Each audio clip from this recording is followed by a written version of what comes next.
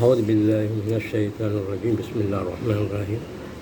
அருள் பேராற்றல் கருணையினால் உடல்நலம் நீயாலும் நீயலாயும் இறைச்செல்வம் உயர்ப்புகள் மெஞ்ஞானம் ஓங்கி வாழ்வேன். வாழ்க வளமுடன், வாழ்க வளமுடன், வாழ்க வையகம், வாழ்க வையகம். இப்பொழுது நாங்கள் நினைவின் சூட்சியம், நினைவுடைய சூட்சிமமான பிரிவுகள் 4 பிரிவுகளாக விஞ்ஞான அடிப்படை ரீதியில் பிரிக்கின்றன. அதில் பீட்டா வேவ், அது 14லிருந்து 40 கவுண்டிங் அளவில், அதாவது அந்த அடிப்படையில் 14லிருந்து 40 கவுண்டிங்கில் ஒரு நொடிக்கு அது சுழற்சி பெறுகின்றது. அதுக்கு சொல்கிறது பீட்டா வேவ். அடுத்தபடியாக 2வது ஆல்பா வேவ், அது 8லிருந்து 13 நம்பர் அந்த சுற்றளவுக்கு 8லிருந்து 13 வரைக்கும் ஒரு நொடிக்கு சுழற்சி அடைகிறது. அதுக்கு சொல்கிறது ஆல்பா வேவ். பீட்டா வேவ், அது 4லிருந்து 7 அது சுழற்சி ஒரு நொடிக்கு சுழற்சியின் அந்த அமைப்பு 4லிருந்து 7 மற்றும் சக்கரம் சுற்றுது. அதுக்கு சொல்கிறது பீட்டா வேவ். அதுக்கு அடுத்து டெல்டா வேவ், அதனுடைய சுழற்சி 1லிருந்து 3 அதாக குறைஞ்சது. அது பெரிய ஒரு மகாமாக அந்த 14லிருந்து 40 தான் இன்றைக்கு 100 மனிதன் உடலெடுத்து வந்த சிருஷ்டிகள் அனைத்தும் அந்த நினைவில் தான் சுழற்சி பண்ணி கொண்டு இந்த பிரபஞ்சத்தில் வாழ்ந்து கொண்டிருக்கிறது. இந்த அடிப்படை, இந்த சுழற்சியை குறைப்பதற்காக தான் மார்க்கமேட் அடிப்படையில் திக்ருகள், குர்ஆன் ஓதல்கள், அன்னதானங்கள் கொடுத்தல், தான தர்மங்கள் இதில் பண்ணி வரும் பொழுது அதன் அடிப்படையில் கொஞ்சம் குறையும். அந்த நினைவுகள் கொஞ்சம் குறையும். எந்த அளவுக்கு நினைவுகள் குறையுதோ அந்த அளவுக்கு ஒரு நிம்மதியான, ஒரு சாந்தியான, அமைதியான அந்த எண்ணம் என்னுடைய ஆத்மாவில் பிரதிபலிக்க ஆரம்பிக்கும். அடுத்தபடியாக நாங்கள் சாப்பிடக்கூடிய சாப்பாடு, அல்லாஹ் சுப்ஹானஹு வ தஆலா இந்த உடலில் பயங்கரமான ஒரு ரகசியத்தை, ஒரு ஞான சுட்சுமத்தை வச்சு ஆட்டி படைக்கிறோம். அது என்னென்னு கேட்டால், நாங்கள் சாப்பிடக்கூடிய சாப்பாடு அதை 7 தாதுகளாக உணவிலிருந்து பிரியக்கூடிய தாது சக்திகளை கொடுத்து கொண்டிருக்கிறது. ஒன்று இரத்தமாக, ரசமாக, தசையாக, கொழுப்பாக, எலும்பாக, மஜ்ஜையாக, விந்துநாதமாக, இப்படி 7 பிரிவுகளாக நாங்கள் போட்டது. ஒரு சாப்பாடு 2 இட்லியை போட்டால் அந்த இட்லி அதை என்ன வேலை செஞ்சுக்கிறோம், அதை ரத்தமாக்கி, ரசமாக்கி, சதையாக்கி, கொழுப்பாக்கி, எலும்பாக்கி, மஜ்ஜையாக்கி, விந்துநாதமாக. விந்துன்றது தெரியும் உங்களுக்கு எல்லாத்துக்கும். நாதம்ன்றது பெண்ணுக்குரிய அது அந்த நாதம், விந்துன்றது ஆணுக்குரிய நாதம். அது விந்து. இப்படி 7 பிரிவுகளாக பிரிக்கக்கூடிய அந்த மகா சக்தியை நாங்கள் போட்டது அந்த 2 இட்லி தான். அது ரத்தத்திலேருந்து ரசமாகி, தசையாகி, கொழுப்பாகி, எலும்பாகி, மஜ்ஜியாகி, விந்தாகி, இப்படி 7 பிரிவுகளாக பிரிக்கக்கூடிய ஆற்றல், ஞான சக்திகள் அல்லாஹ் சுப்ஹானஹு வ தஆலா இந்த ரூஹிலிருந்து, இந்த உயிர் தான் அதை செய்து கொண்டிருக்கு. இப்படிப்பட்ட ஒரு மகா சக்தியை இந்த உயிருக்கு கொடுக்கக்கூடிய வல்ல இறைவன் மகா சூட்சுமமாக இருந்து கொண்டு அதை நடத்தி கொண்டிருக்கிறார். அடுத்தபடியாக இந்த 5 விரல்கள், இந்த விரல்களை எடுத்துக்கொண்டாலும் அதுவும் ஒரு சூட்சமாக நடந்து கொண்டிருக்கிறது. கட்டை விரல், இதுதான் கட்டை விரல்.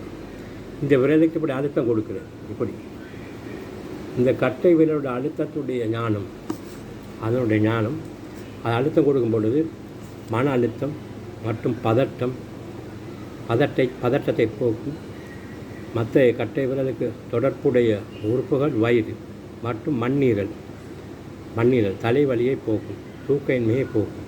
இப்படி இந்த கட்டை விரலுக்கு இந்த அழுத்தத்தின் காரணமாக, இப்படி ஒரு அழுத்தத்தின் காரணமாக எவ்வளோ ஒரு சக்தி அது எனக்கு அல்லாஹ் சுப்ஹானஹு வ தஆலா அந்த விரலின் மூலமாக சூட்சுமமாக அதை வைத்திருக்கிறார். மற்ற ஆள்காட்டி விரல், இன்றைக்கு ஆள்காட்டி விரல், இந்த விரல் இப்படி மசாஜ் பண்ணும் பொழுது அதிலிருந்து கிடைக்கக்கூடிய நன்மைகள், பயம், மனக்குழப்பம், விரக்தி போக்கும். தொடர்புடைய உறுப்புகள் சிறுநீரகம் மற்றும் சிறுநீரப்பை, மற்ற முதுகன் தண்டு வலியை போக்கும்.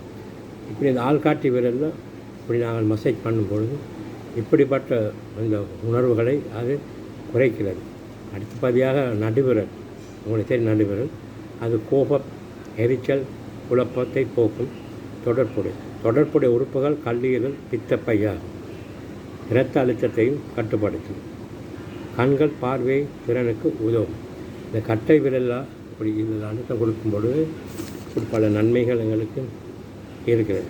அடுத்தபடி மோதிர விரல் சோகம், துக்கம், எதிர்மறை எண்ணங்களை போக்கும்.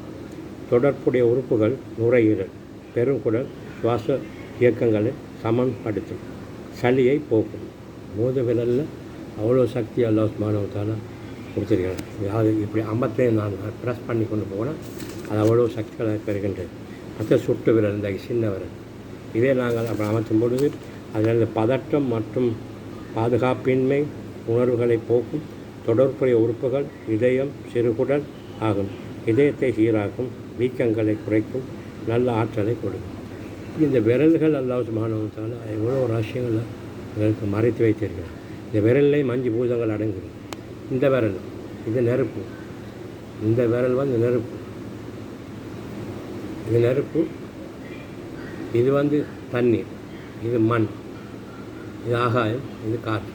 இந்த 5 பஞ்ச பூதங்களும் இந்த விரலில் அல்லாஹ் சுப்ஹானஹு வ தஆலா படைச்சிருக்காங்க. இன்றைக்கு எல்லாம் நோயினுடைய அமைப்பிலையும் தான் எல்லாத்த பார்த்தாலும் எல்லா நோய்களுடைய அமைப்புகள் எல்லாம் டெப்லெட்டின் மூலமாக அவர்கள் வாழ்ந்து கொண்டிருக்கிறார்கள்.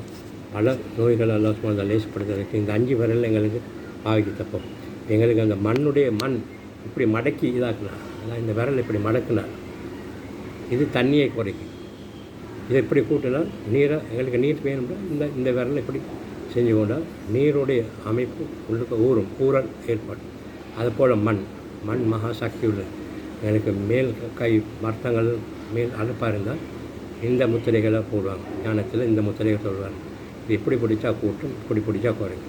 இது ஆகாயம். ஆகாயத்தோட தன்மை மயக்க நிலை, ஒரு அசதி, அந்த நிலைகளை குறைக்கணும்னா இப்படி செய்யணும். மற்ற வந்து காற்றுடைய வாதத்துடைய தன்மைகளை குறைக்கிறதா இப்படி பிடிச்சிக்கொண்டு அது குறையும். இப்படி 5 பஞ்ச பூதங்களும் 5 விரல்கள் மகா சுஸ்திரமாக வைத்து அல்லாஹ் சுப்ஹானஹு வ தஆலா எங்களை ஆட்சி படித்து கொண்டிருக்கிற அந்த உடலை வைத்து இந்த உடலுடைய ராசியம் நாங்கள் தெரியாமல் வாழ்ந்து கொண்டு இருக்கிறோம். அணியாமல் எங்களுடைய வாழ்க்கை சீரழி போகின்றது. அந்த அடிப்படையில் இந்த இடத்துல நெற்றியில் அது பிட்யூட்டரி கிளாண்ட், இந்த பிட்யூட்டரி கிளாண்ட் இன்றைக்கு நெற்றி இதுக்கு சொல்கிற பிட்யூட்டரி கிளாண்ட். இதில் சூர்யாக்கள், அவுலியாக்கள், அன்பியாக்கள், ஞானிகள், யோகிகள், இப்படிப்பட்ட மகான்கள் அதுக்கு ஒரு புனை பேர்களும் கொடுக்கிறார்கள். 10ஆம் வாசல் என்று சொல்வார்கள். அதுக்கு 10ஆம் வாசல். மனிதனுக்கு 9 துவாரம், கண்ணு 2, மூக்கு 2, வாய் 1, காது 2, 3 துவாரம், பின் துவாரம், 9 துவாரம். 10ஆம் துவாரத்துக்குள்ளே போனால்தான் ஆத்மீகத்துடைய ஞானம், இறைவனுடைய சிறையும், இந்த உடலுடைய சிறையும், இந்த பிரபஞ்சத்துடைய சக்தியுடைய நிலைகளையும் எங்களுக்கு உள்ளுக போகக்கூடிய அந்த வழிமுறைகளை ஒரு குருவின் மூலமாக நாங்கள் அதை பெற்றுக்கொண்டால் மிகவும் லேசாக இருக்கும் என்று நான் நினைக்கிறேன். அடுத்து அதுக்கு பேர் உருவமத்தி என்று பேர் விட்டுவிட்டிருக்கிறேன். இந்த இடத்துல 10ஆம் வாசல் குருப்பீடம் என்றும், முக்கோண சக்கரம் என்றும், அக்னி குண்டம் என்றும், ஞான கண் என்றும், நெற்றி கண் என்றும், சுடுமுனை என்றெல்லாம் ஞானிகள், சூஃபியாக்கள், அவுலியாக்கள், ஆத்ம இறை நேசர்கள் அதை வர்ணிக்கிறார்கள். இதுதான் இது உள்ளுக்க போகக்கூடிய வாசல். ஆத்மாவுக்குள்ளே போகக்கூடிய உள்ளுக்க வாசல் இந்த வாசல். இது உள்ளுக்க போனால் தான் உயிரை பற்றி உள்ள விஷயங்கள், உயிருடைய ராசியங்கள், அதாவது எங்களுக்கு இருக்கக்கூடிய அந்த ராசிய தத்துவ ஞானங்களை பற்றி எங்களுக்கு விளங்கலாம். இல்லாட்டி அது விளங்க முடியாது.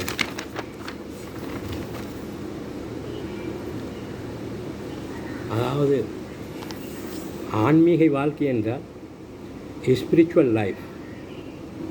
ஆன்மீகம் என்றால் ஆத்மாவை உணருதல் தான் என்பது, தான் உடல் அல்ல, மனமல்ல, அது சச்சிதானந்த சுரூபமான ஆத்ம என்பதை உணரும் ஏலாகிய வாழ்க்கை தான் ஆன்மீக வாழ்க்கை. இதுவே மனித பிறவி எடுத்ததின் தலையாய் நோக்கம். ஆத்மாவை அறிந்து கொள்ளும் வித்தையே ரகசிய வித்தை. அது இறைவனுடைய ஒரு வித்தை ஆகும். ஆன்மீக வாழ்க்கை பேரின்பத்தை, முடிவில் ஜீவமுக்தியை தரக்கூடியது. பேரின்பம் நிலையானது, உண்மையான இன்பம் அளவில் கடனாது.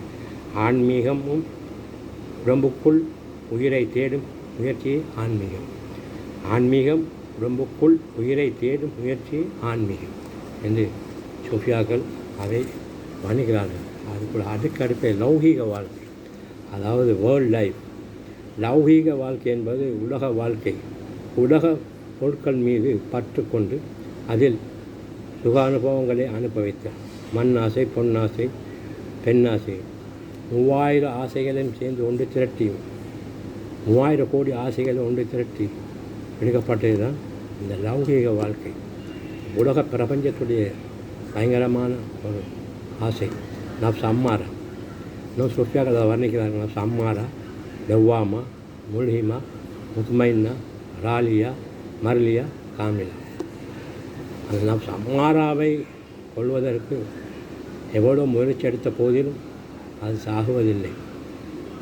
அதுக்கு ஒரு ஒரு மகான் சொல்கிறார், அந்த நப்ஸை நான் அதை கொலை செய்து அதை ஆக்கி அதை புரைச்சி அதை சாப்பிட்டு மலஜலமாக கழித்த போதிலும் ஒரு நொடியில் என் முன்னிலையில் வந்து ஆடுகின்றதே நான் என்ன செய்வேன்? இதுக்கு ஒரு விமோச்சன நிலை இல்லையா என்று ஒரு ஞானி அழுது புலம்பி இறைவனிடம் மன்றாடி கேட்கின்றார். இப்போ என்னதான் செய்வது? அப்போ அதுக்கும் ஒரு சொச்சமம் இருக்கிறது. அப்போ நான் சம்மாரை அடக்குவதற்கு பெண்ணாசை, மண்ணாசை, பொன்னாசை, 3000 கோடி ஆசைகள் ஒன்று திரட்டிய ஒரு பந்து போல் என்னுடைய உணர்வில், என்னுடைய நினைவில் வந்து என்னை ஆட்டி படைத்து சாரா புழிஞ்சி அப்படி எடுத்து சக்கையாக துப்புதடா, நான் என்ன சொல்வேன் என்று இறைவனிடம் மன்றாடி கேட்கின்றார்கள். அதுக்கு தான் இந்த இடத்தை அவர்கள் இதுக்கு ஒரு காபா கௌசேனி என்று ஒரு பெயர். இதுக்கு ரோஹுல் குத்தூஸ் என்னும் சூஃபியாக்கள் அதை வணிக்கிறார். இந்த இடத்தை ரோஹுல் குத்தூஸ் என்று சொல்லவா, இஸ்முல் ஆலம் என்று சொல்லவா, ஒளிவின் பீடம், அந்த பீடத்துக்குள்ளே வந்துட்டா அது ஆத்மஸ்வரூபம் உண்டு. நூரே முஹம்மதியா, நூரே இலாஹி, நூரே குத்தூஸ், நூரே ஆலம், இஸ்முல் ஆலம் என்று சூஃபியாக்கள் அந்த இடத்தை வர்ணிக்கிறார்கள். இந்த இடத்துக்கு வந்து இந்த இடத்துல தொழுகும் பொழுது இந்த இடத்துல நினைவை ஃபோக்கஸ் பண்ணி தொழுந்தால் இதில் ஒரு அழுத்தமான உணர்வு ஏற்படும். அந்த உணர்வு ஏற்பட்டுட்டால் உள்ளுக்கு போகக்கூடிய ஒரு சாத்தியக்கூறு அது ஒரு சிக்னல் எங்களுக்கு கொடுக்குது உள்ளுக்கு. அப்போ ஆத்மாவுக்குள்ளே நடக்கக்கூடிய கண்ணை மூடி பார்க்கும் பொழுது தான் உள்ளுக்கழிக்க ரகசியம் எங்களுக்கு. கண்ணை தொடர்ந்து வந்து அந்த பிரபஞ்சத்துடைய அந்த காட்சிகள் தான் எங்களுக்கு ஏற்படும். அதனால் கண்ணை மூடி தான் அதை நாங்கள் அந்த தியானத்தை பண்ணணும். அப்படி செய்யும் பொழுது மாஷா அல்லாஹ் அந்த உள்ளுக்கு போகும்பொழுது அது உள்ளுக்கரிக்கக்கூடிய அந்த ஞான சூட்சுமத்தானுடைய அந்த ரோகுடைய சூட்சியம், அந்த உயிருடைய ஓட்டம், அதாவது உடலுடைய ஓட்டம் இருக்குது. நெத்தோட்டம், வெப்போட்டம், காத்தோட்டம், காந்தோட்டம், இப்படி 4 வர்ணிக்கிறார்கள். அந்த ஓட்டத்தில் எல்லா ஓட்டங்களும் தரக்கூடிய ஒரு வல்லமையை பெறுகிறது இந்த வித்தோடிக்கலை. இது உள்ளுக்க போகக்கூடிய ஒரு வித்தியப்பாடு. இப்போ இதை நாங்கள் தொழுகையில் ஒவ்வொரு தொழுகைக்கும் பொழுது இந்த இடத்தை நாங்கள் ஃபோக்கஸ் லொக் பண்ணணும். இந்த இடத்துல லொக் பண்ணும்பொழுது ஒரு அழுத்தமான உணர்வு கொண்டு வரும். அப்படி வருவதாக இருந்தால் மாஷா அல்லாஹ் ஒரு நல்ல நிலைக்கு உங்களுடைய விட்டுகளை நல்லா துப்புரவாக்கி அது உள்ளுக்கு ஆக்டிவாகும். ஆக்டிவாக உள்ளுக்கறிக்க ஆர்கன்ஸுடைய நிலைப்பாடுகள், அதோடைய உணர்வுகள், அதனுடைய சூட்சுமங்கள் எப்படி எல்லாம் என்ன மாதிரி இயங்கக்கூடிய ஒரு ரகசிய நிலைகள், ஒரு ஞான ரகசிய நிலைகள் எங்களுக்கு உணர்வின் மூலமாக இல்ஹாமுடைய வாசல் என்று சொல்வார்கள். இல்ஹாமுடைய வாசல் அங்கே ஒன்றுமில்லை உள்ளுக்க, அதாவது எங்களோட முள்ளந்தண்டையில் கீழே இருக்கக்கூடிய ஸ்பைனல் கார்டு ஒன்று இருக்குது. ஸ்பைனல் கார்டு டைல் பாண்ட்ஸ்னு ஒன்று இருக்குது. அந்த இடத்துல இருந்து தான் ஆரம்பமாக நாங்கள் செய்யக்கூடிய நன்மைகள், திண்மைகள், நல்லவை, கெட்டது எல்லாம் அது ரெக்கார்டிங் ஆகும். அதுக்கு டைல்ஸ் பாண்ட், ஸ்பைனல் கார்டு என்று சொல்வாங்க. அந்த கார்டு உள்ளது தான் எல்லா ரகசியங்களும் அடங்கி ஒடுக்கி சுடிக்கு அல்லாஹ் சுப்ஹானஹு வ தஆலா ஒரு ஞான சூட்சுமமாக மூலாதாரம் என்று சொல்லுது. இந்த உடலுக்கு ஒரு மூலாதாரமாக, மூல கருவியாக, மூலத்தின் மூலமாக, ஞானத்தின் மூல சர்ச்சை அடிவேராக 71 நாடி நரம்பையும் பிணைக்கப்பட்டு அறிக்கக்கூடிய ரகசியங்களை அல்லாஹ் சுப்ஹானஹு வ தஆலா அந்த டைல்ஸ் பாண்ட்ஸில் வச்சிருக்கேன். அதில் நாங்கள் அதுக்கு உயிர் தியானம் என்று ஒரு பெயர் ஒன்று இருக்குது. உயிருக்கு தியானம் பண்ணுறேன், உயிரில் தியானம் பண்ணுறேன். உயிரில் எப்படி தியானம் பண்ணுறது? அப்போ அது விசேஷமான ஒரு தியானம் அல்லவா, ஞானம் அல்லவா. அப்போ அதை என்னன்னு கேட்டால் அந்த மூலந்தரில் வரக்கூடிய கடைசி ஒரு முள் இருக்குது. அதுக்கு சொல்கிற இங்கிலீஷில் டைல்ஸ் பாண்ட். அந்த பாண்ட் எங்கள் நினைவை லாக் பண்ணி அந்த எங்களை ஃபோக்கஸ் பண்ணி அந்த இடத்த நாங்கள் அதை நினைத்து கொண்டு தியானம் பண்ணும் பொழுது உள்ளுக்கறிக்கூடிய ரகசிய ஞானங்கள் எல்லாம் 72,000 நாடி நரம்புகள் இறைக்கக்கூடிய அத்தனை ஞானங்கள் அதிலிருந்து வெளியாகும். இதை தான் நாங்கள் இறைவனிடம் அழுந்து புலம்பி கேட்க வேண்டும். அல்லாஹ் சுப்ஹானஹு வ தஆலா எங்களுக்கு இது தர வேண்டும் என்று சொல்லி நான் இந்த சிறிய உரையை முடித்து கொண்டேன். அஸ்ஸலாமு அலைக்கும் வரஹ்மத்துல்லாஹி வபரகாத்துஹு.